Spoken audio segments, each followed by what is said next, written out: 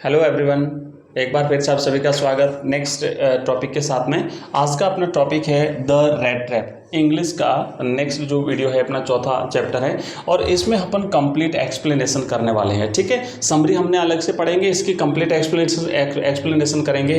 सबसे पहले हम पढ़ेंगे अबाउट द ऑथर के बाद जानने के बाद में हम लाइन टू लाइन इसकी कंप्लीट एक्सप्लेनेशन करेंगे, फिर इसके क्वेश्चन आंसर भी करेंगे और इसके एमसीक्यूज भी करेंगे। तो आइए करते हैं शुरुआत। और यहाँ पे हम देखेंगे, सबसे पहले हम देखेंगे अबाउट द ऑथर, लेखक के बारे में। इस चैप्टर के लेखक कौन है? द रेट ट्रैप चैप्टर के लेखक कौन है? तो लेखक हैं सल्मा लेगरलॉफ। याद रखिएगा, कई बार प्रश्न पूछा जाता है कि who is the writer of the objective type के क्वेश्चंस में पूछा जा सकता है कि who is the writer, who is the author of the chapter the rat trap. तो Selma Lagerlof 1858 to 1940 was a Swedish writer. ये स्वीडन के एक लेखक थे, स्वीडन जो देश है वहाँ के एक लेखक थे। Whose stories have been translated into many languages. कई भाषाओं में इनकी कहानियों का अनुवाद हुआ है। A universal theme runs through all of them, a belief that the essential goodness in a human being can be awakened through understanding and love। तो इनकी कहानियों में एक सार्वभौमिक एक मैसेज जो है वो मिलता है, और वो मैसेज क्या है कि इंसान के हृदय में जो है एक गुडनेस, एक एसेंशियल गुडनेस जो है, एक अच्छाई को जागृत किया जा सकता है। इंसान बाई चांस कभी भटक जाता है, कभी अपना ध्येय छोड़ देता है और कहीं गलत रास्ते पर चला जाता है, तो अगर हम उसके साथ सही व्यवहार करें तो उसमें अच्छाई जागृत की जा सकती है, उसे अच्छाई को जगाया जा सकता है। अवेकन का मतलब होता है जगाना। Through understanding and love. तो कैसे जगाया जा सकता है? समझ और प्यार की वजह से, समझ और प्यार से उसमें मानवता को जगाया जा सकता है, अच्छाई को जगाया जा सकता है। This story is set amidst the minds of Sweden. ये जो कहानी है द रेट ट्रैप, ये कहानी स्वीडन की जो माइंड्स हैं, है ना, जो खदाने हैं वहाँ पर आधारित है, उसके बीच में लिखी गई, मतलब उस पे उस को सेंटर को ध्यान में रख करके लिखी गई है। रिच इन आयरन ओर, जो कि लौह अयस्क के लिए जानी जाती है। स्वीडन की जो खदानें हैं वो लौह अयस्क के लिए जानी जाती हैं। लौह अयस्क से भरपूर स्वीडन की खदानों के बीच लिखी गई या उस पर आधारित ये कहानी है। Which figure large in the history and legends of that country, जो उस देश के इतिहास और उनके योद्धाओं के बारे में बताती है। This story is told somewhat in the manner of fairy tale. ये जो कहानी है एक प्रकार से जैसे परियों की कथा होती है, उसके आधार पर कही गई है, उसके आधार पर जो है वो बताई गई है। बच्चों, ये जो चैप्टर अपन जो पढ़ रहे हैं, इस चैप्टर का कंप्लीट वीडियो, सारे के सारे वीडियो, चैप्टर वाइज सारे videos, PDF, notes, online test, MCQs, live classes सारी आपको मिलेगी हमारे ऐप में। हमारा ऐप है एजुकेशन राइज नाम से। इस वीडियो के डिस्क्रिप्शन में लिंक दिया हुआ है, ठीक है। एजुकेशन राइज नाम से हमारा ऐप है, आप डाउनलोड करना चाहें तो कर सकते हैं, जहाँ पे आपको कंप्लीट कोर्स मिलेगा। Education rise, RISE। आप इस ऐप को डाउनलोड कर लीजिए, इस वीडियो के डिस्क्रिप्शन में लिंक मिलेगा, वहाँ पे आपको कंप्लीट कोर्स मिलेगा, चैप्टर वाइज बुक्स दोनों, ग्रामर सब कुछ मिलेगा। और प्राइस है ओनली 99 रुपीज़, पूरे एक साल की वैलिडिटी है ना। कंप्लीट प्राइस है सिर्फ 99 रुपये, ओनली 99 रुपये फुल आपको कोर्स मिलेगा। चलिए आगे बढ़ते हैं, स्टार्ट करते हैं इस चैप्टर को, इस लेसन को। और चैप्टर जो अपन पढ़ रहे हैं, चैप्टर का नाम है the rat trap. Okay, so let's start. Once upon a time there was a man who went around selling small rat traps of wire। एक बार की बात है, एक आदमी था जो क्या करता था कि वो वायर की बनी हुई, तार जो होता है ना, वायर जो होता है, वायर की बनी हुई छोटी छोटी स्मॉल रेट ट्रैप्स बेचा करता था। स्मॉल रेट ट्रैप्स, चूहेदानियाँ बेचा करता था। रेट ट्रैप्स का मतलब होता है चूहेदानी, है ना। देखो, दो शब्दों से मिलकर बना है, रेट और ट्रैप, रेट और ट्रैप। तो चूहेदानियाँ बेचा करता था। अब छोटे छोटे प्रश्न बन सकते हैं, और जहाँ जहाँ से प्रश्न बनने की संभावना है, सारी कंडीशंस में आपको बताता जाऊँगा, इसलिए आपका एक भी प्रश्न मिस नहीं हो। और अगर आपने इस चैप्टर को कंप्लीटली पढ़ लिया, पूरा का पूरा वीडियो देख लिया, तो इसके छोटे बड़े जिस टाइप के प्रश्न बनते हैं वो सारे आपके कवर हो जाएंगे। तो पहला प्रश्न तो ये बनेगा कि वो जो रेट ट्रैप्स होती थी वो किसकी बनी होती थी? तो आप लिखेंगे कि वो वायर की बनी होती थी। ओके, नेक्स्ट है, he made them himself at odd moments from the material he got by begging in the stores or at the big farms। अब क्या करता था कि जो रेड ट्रैप्स बेचा करता था, ये रेड ट्रैप्स कहाँ से लाता था? तो लाता कहीं से नहीं था, बल्कि वो खुद बनाता था। he made them himself, तो वो स्वयं इन रेड ट्रैप्स को, इन चूहेदानियों को बनाता था at odd moments। odd moments का मतलब होता है यदा कदा, जैसे भी उसे टाइम मिलता था उस समय वो इसे बना लेता था। और बनाता किससे था?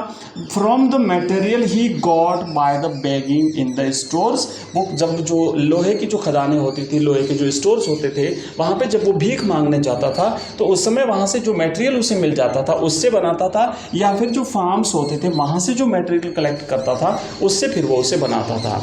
But even so the business was not especially profitable। लेकिन इसके बावजूद भी जो व्यवसाय था, कौन सा व्यवसाय? इसका जो बिजनेस था, कौन सा business? Selling of rat traps, चूहेदानियां बेचने का जो इसका कार्य था, नॉट स्पेशली प्रॉफिटेबल, कोई विशेष उसे लाभ नहीं होता था, ये ज़्यादा प्रॉफिटेबल नहीं था उसके लिए, ज़्यादा उसे मुनाफा नहीं मिलता था। So he had to resort to both begging and petty thievery to keep body and soul together. अब इसे क्या होता था कि चूंकि इसका ये व्यवसाय बिल्कुल भी प्रॉफिटेबल नहीं था, इसलिए उसे क्या करना पड़ता था? उसे निर्भर रहना पड़ता था। रिजोर्ट का मतलब होता है उसे निर्भर रहना पड़ता था। टू बॉथ, पहला तो क्या था? बेगिंग, भिक्षा मांगने पर, उसे भिक्षा भी मांगने पड़ती थी, भीख मांगनी पड़ती थी। दूसरा पीटी थ्यूरी, छोटी मोटी चोरियां भी करता था, है ना, मौका मिलता था तो कहीं से हाथ मार लेता था, ये उसकी आदत थी। तो भीख मांगना और फिर क्या करना?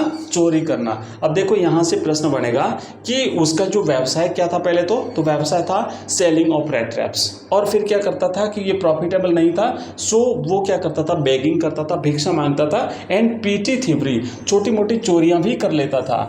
To keep body and soul together. अब to keep body and soul together का मतलब होता है जीवित रहने के लिए, अपना गुजारा करने के लिए, अपना जीवन यापन करने के लिए। इवन सो हिज क्लॉथ्स वर इन रैग्स, और इसके बावजूद उसके जो कपड़े थे वो फटे पुराने चीथड़े थे। रैग्स का मतलब फटे पुराने कपड़े, चीथड़े थे। हिज चेक्स वर संकन, उसके गाल जो थे वो अंदर घुसे हुए थे, है ना, संकन का मतलब सिकुड़े हुए थे। And hunger gleamed in his eyes, और उसकी भूख जो थी वो उसकी आंखों से साफ झलक रही थी। उसकी आंखों से साफ स्पष्ट पता चल रहा था कि गरीब आदमी है। भूख से उसकी आंखें जो है वो इस प्रकार की थी कि उसकी भूख जो है वो वहाँ से दिख जाती थी। तो देखो यहाँ से ये और एक और प्रश्न बन सकता है कि वो किस टाइप से दिखता था, है ना, उसका अपीयरेंस कैसा था, उसका कॉम्प्लेक्शन कैसा था। तो पहली बात तो कि उसके क्लॉथ्स वर रैग्स, कपड़े चीथड़े थे। उसके बाद कि उसके चिक्स वर संकन, गाल अंदर घुसे हुए थे। And hunger gleamed in his eyes, और भूख जो है वो उसकी आंखों से साफ झलक रही थी। तो इस प्रकार का एक गरीब आदमी था।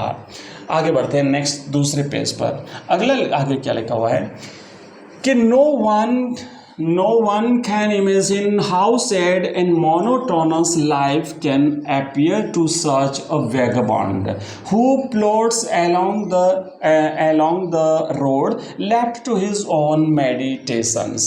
But one day this man had fallen into a line of thought which really seemed to him entertaining. अब देखिए क्या हुआ कि no one can imagine, कोई भी व्यक्ति कल्पना नहीं कर सकता, how sad and monotonous, monotonous का मतलब होता है उबाऊ, है ना, उबाऊ,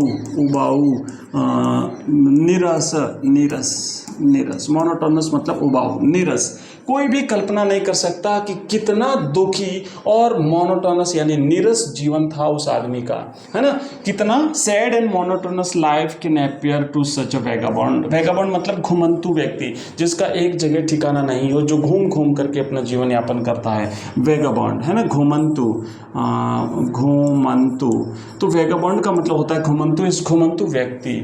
कि लाइफ कितनी उदास थी, कितनी मोनोटोनस थी।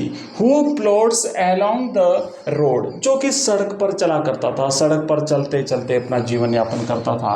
Left to his own meditations, है ना, खुद ध्यान ही नहीं था उसे क्या करना है, कैसे, इस तरीके से वो अपना जीवन बिता रहा है। बट वन डे, लेकिन एक दिन, this man had fallen into a line of thought, एक दिन इस आदमी के दिमाग में एक विचार आया, एक आइडिया, मतलब एक थॉट उसके दिमाग में आया, एक भाव उसके दिमाग में आया, which really seemed to him entertaining. जो विचार उसके दिमाग में आया वो उसे एक प्रकार से एंटरटेनिंग यानी मनोरंजन करने वाला लगा। उसे थोड़ा सा एक गुड फील हुआ कि वाह क्या आइडिया है ये तो, है ना।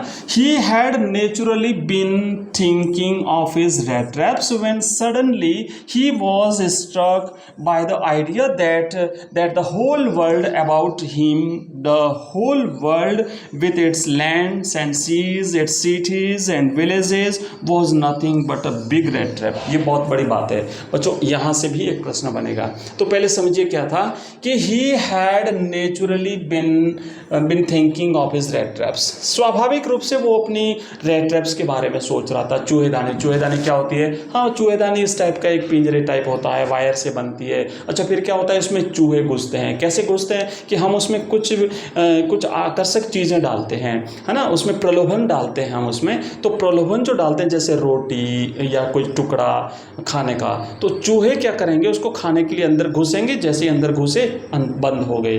तो इसके दिमाग में जब ये विचार चल रहा था तो उसे लगा यार ये संसार जो है ना, ये वर्ल्ड जो है ना, ये भी एक प्रकार का रैट ट्रैप है। Okay, so he had naturally been thinking of his rat traps. स्वाभाविक रूप से या जनरली वो अपने रैट ट्रैप्स के बारे में, चूहेदानी के बारे में सोच रहा था। When suddenly he was struck by the idea, कि उसी समय उसके दिमाग में एक विचार आया और वो आइडिया आया that the whole world about him, कि उसके आसपास का सारा संसार, उसके आसपास का संपूर्ण जो वर्ल्ड है ना, कौन सा? The world, the whole world with its lands and seas, ये संपूर्ण संसार जहाँ पे भूमि है, जमीन है, समुद्र है, पहाड़ हैं, इट्स सिटीज एंड विलेजेस, गांव और शहर और कस्बे, और ये पूरा का पूरा संसार क्या है?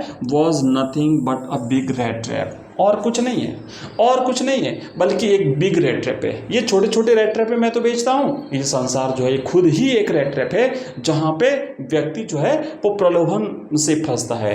तो ये संसार एक जो है वो एक रैट ट्रैप है। देखो बच्चों, अब यहाँ से प्रश्न ये बनेगा कि उस व्यक्ति को एक दिन एक आइडिया आया। What was the idea? क्या आइडिया था? तो आप लिखेंगे कि when one day he was thinking about his rat traps and then suddenly an idea struck to him that the whole world is a rat trap। संसार जो है वो पूरा का पूरा क्या था? एक rat trap था। सारी चीज़ें लिख देना। the whole world in which there are villages and cities and mountains and lands and rivers and everything is a rat trap, a big rat trap। तो एक बड़ा सा एक क्या था? ये एक rat trap था, एक चूहेदानी थी। नेक्स्ट आगे बढ़ेंगे। हाँ, अब देखिए यहाँ पे आगे बढ़ते हैं। यहाँ पे क्या लिखा हुआ है कि it had never existed for any other purpose than to set beds for people। ये जो चूहेदानी है, पूरा संसार जो उसके दिमाग में आइडिया आया था, ये क्या है? It had never existed for any other purpose। इसका और कोई उद्देश्य नहीं है, इस संसार का और कोई उद्देश्य नहीं है। इस संसार का उद्देश्य क्या है? मात्र लोगों को प्रलोभन दे करके फंसाना, लोगों को प्रलोभन देना, ठीक है, और फिर लोगों को फंसाना। It offered riches and joys, shelter and food, heat and clothing, exactly as the rat trap offered cheese and pork, and as soon as anyone let himself be tempted to touch the bait, it closed in on him and then everything come to an end।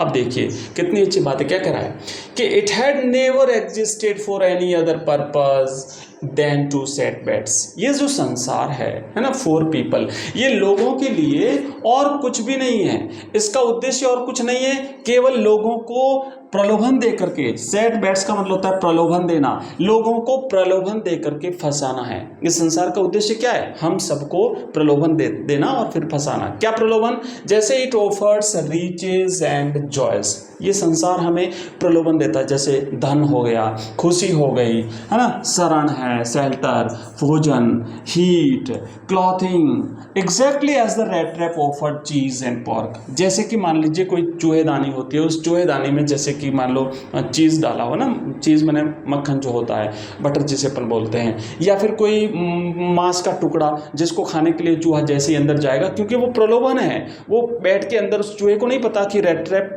है मैं फंस जाऊंगा, नहीं, वो बस उसका ध्यान केवल उस बैट पर रहता है, उस प्रलोभन पर रहता है। जैसे ही वो उस खाने के लिए उसको पकड़ जाने के उसे लेने के लिए अंदर घुसता है, उसके बाद दरवाजा बंद हो जाता है और फिर सब कुछ खत्म। तो इसी तरीके से संसार जो है ना, ये हमें प्रलोभन देता है, हम उसमें फंस गए और उसके बाद सब कुछ खत्म। As soon as anyone let himself be tempted, जैसे ही कोई व्यक्ति अपने आप को प्रलोभित कर देता है, टेम्पटेड का मतलब होता है आकर्षित करना, वो उस चीज़ के प्रति, जैसे मान लीजिए क्या कहते हैं, रीचेज है उसके प्रति, है ना, धन के प्रति, संपत्ति के प्रति, जॉयस, खुशियों, अपनी खुशियाँ प्राप्त करने के लिए, शेल्टर के लिए, फूड के लिए, क्लॉथिंग के लिए, किसी भी चीज़ के लिए अगर वो उसकी तरफ आकर्षित हो गया, अगर वो प्रलोभित हो गया, तो उसके बाद क्या होगा कि it closes in on him, तो वो दरवाज़ा बंद हो जाएगा उस पिंजरे का, उस रेड ट्रैप का, उस चूहेदानी का, and then everything came to an end, उसके बाद सब कुछ समाप्त, सब कुछ खत्म, मतलब आप उसमें फंस जाओगे पूरी तरह से, कहने का मतलब ये है। हाँ, नेक्स्ट अब देखिए क्या है कि the world had of course never been very kind to him. ये संसार, ऑफ कोर्स का मतलब होता है वास्तव में, संसार जो है ना, वास्तव में never been very kind to him, ये संसार उसके प्रति कभी दयालु नहीं रहा था। किसके प्रति? उस रेड ट्रैप सेलर के प्रति, उस पैडलर के प्रति संसार कभी दयालु नहीं रहा था। So it gave him unwanted joy to think ill of it in this way. अब क्या हुआ कि चूंकि उस व्यक्ति के प्रति संसार दयालु नहीं रहा था, उस पर किसी ने दया नहीं करी थी, तो उसको क्या हुआ कि उस संसार के प्रति बुरा सोचने में फिर उसे आनंद मिलने लगा, है ना, बुरा सोचने के पर उसे आनंद मिलने लगा। इस तरीके से वो इसके बारे में, इल ऑफ इट का मतलब होता है इसके बारे में बुरा सोचना, तो उसे खुशी मिलने लगी, अनवांटेड जॉय उसे मिलने लगा। It became a cherished pass time of his, और फिर ये तो एक बार बार लगातार ये सोचना, संसार, ये पूरा वर्ल्ड जो है एक रेड ट्रैप है, वर्ल्ड रेड ट्रैप है, this type and this and that and इस करके सोचने लगा। इससे क्या होगा, ये उसका एक उसका टाइम पास होने लगा, एक टाइम पास करने का जरिया मिल गया उसे। तो during many dreary ploddings to think of people he knew who had let themselves be caught in the dangerous snare and of others who were still circling around the bed। और फिर वो सोचने लगा, कई ऐसे लोग, उसके जान पहचान वाले और भी कई लोग जो कि जाले में फंसे, जो कि उस रेड ट्रैप में फंसे, उनके बारे में सोचने लगा। और कुछ ऐसे लोग जो उसके इर्द गिर्द घूम रहे हैं, उस रेड ट्रैप के इर्द गिर्द घूम रहे हैं, मतलब इस सांसारिक रेड ट्रैप है ना, इस भौतिक वर्ल्ड के रेड ट्रैप के चारों ओर घूम रहे हैं, फंसने की तैयारी में। तो इन सब के बारे में सोचने लगा, मतलब ये था लगातार वो बस यही सोच रहा था कि भाई ऐसे वो आदमी फंस गया, वो आदमी को पुलिस ने पकड़ लिया, उस आदमी को जेल हो गई, उस आदमी को वैसा हो गया। तो ये क्यों हुआ? क्योंकि वो लोग लालची थे, वो लोग टेम्पटेड हो गए और फिर वो जो है वो उसमें रेड ट्रैप में फंस गए। तो एक प्रकार से वो इस तरीके से सोचने लगा। नेक्स्ट, हाँ, अब हम यहाँ पे देखेंगे वन डार्क इवनिंग, एक अंधेरी रात, एक अंधेरी शाम को, as he was trudging along the road he caught sight of a little grey cottage। जबकि वो या फिर एक काम करते हैं बच्चों, वीडियो काफ़ी लंबा हो रहा है तो यहीं तक पढ़ेंगे, और ये जो नेक्स्ट पार्ट है इसको अपन नेक्स्ट वीडियो में पढ़ेंगे, ठीक है। मिलते हैं जल्दी। लेकिन ये पूरा वीडियो, इसकी PDF और MCQs, question answers, live class, सब कुछ प्राप्त करने के लिए, ऑनलाइन टेस्ट सब कुछ प्राप्त करने के लिए आप हमारा ऐप ज़रूर डाउनलोड कर लीजिए। हमारा ऐप है, मैंने आपको बताया, एजुकेशन राइज नाम से प्ले स्टोर पर आपको मिल जाएगा। इस वीडियो के डिस्क्रिप्शन में लिंक दिया हुआ है, आप लोग उस लिंक से जो है इस ऐप को डाउनलोड कर सकते हैं। ओके, नंबर मैंने आपको दे दिया, उस नंबर पे आप हमें मैसेज कर दीजिएगा। मिलते हैं नेक्स्ट वीडियो में, तब तक के लिए बाय, थैंक यू, धन्यवाद।